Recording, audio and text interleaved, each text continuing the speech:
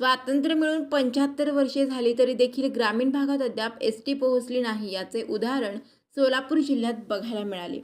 मोहोळ तालुक्यातील हराळवाडी येथे एसटी सेवा सुरू होण्यास तब्बल 75 वर्षे लोटली आहेत। त्यामुळे वर्षभरापूर्वी सुरू झालेल्या एसटीचा वाढदिवस गावकऱ्यांनी धूमधडाक्यात साजरा केलाय। 2000ची लोकसंख्या असणाऱ्या गावात दळणवळणाचे एकमेव साधन म्हणून एसटीकडे बघितलं जातं। त्यामुळे एसटी हा सर्वांच्या जिव्हाळ्याचा भाग आहे।